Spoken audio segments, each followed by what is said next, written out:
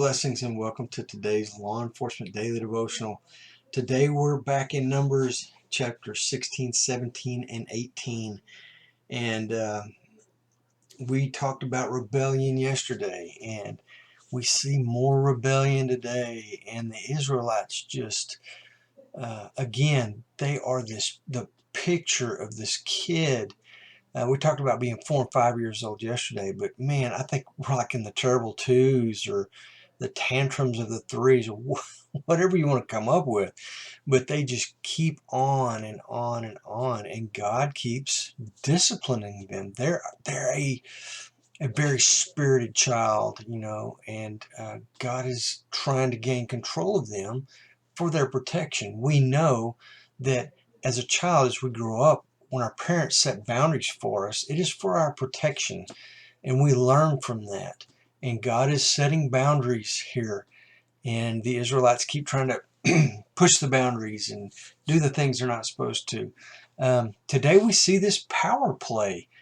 Korah is a very prominent figure amongst the Levites, and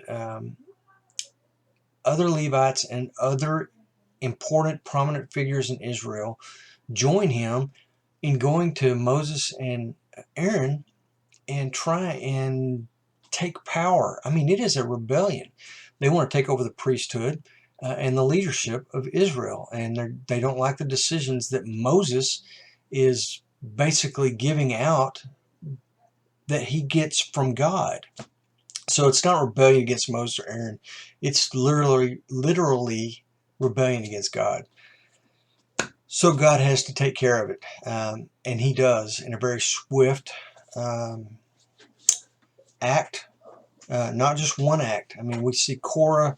There's basically three rebellious leaders. There's Korah, there's a guy named Dathan, and Abiram, and these three guys lead this rebellion of 250 other prominent figures.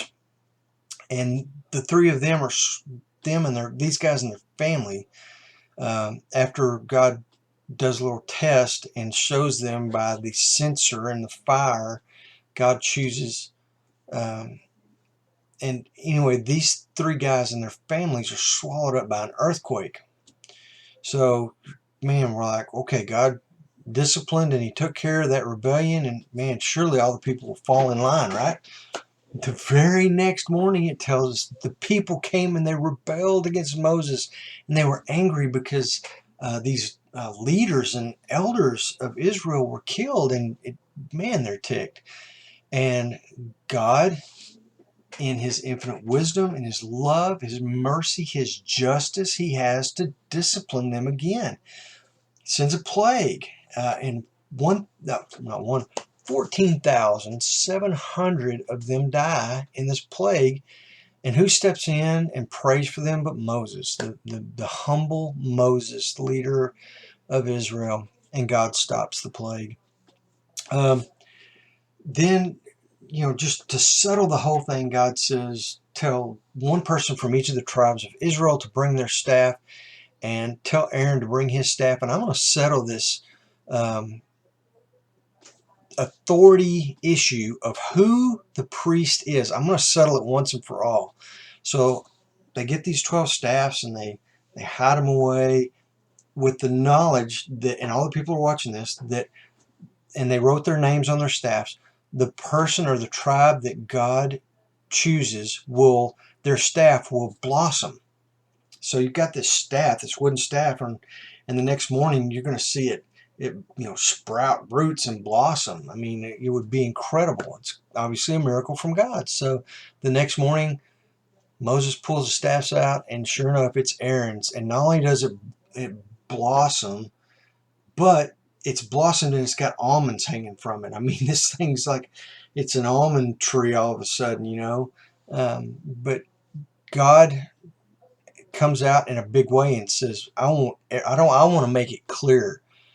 Aaron's the priest, and his family's the priesthood, and that settles it. And then God goes on in chapter 18, and he sets down even more rules and regulations for the Levites, and says, look, here's your duties and responsibilities.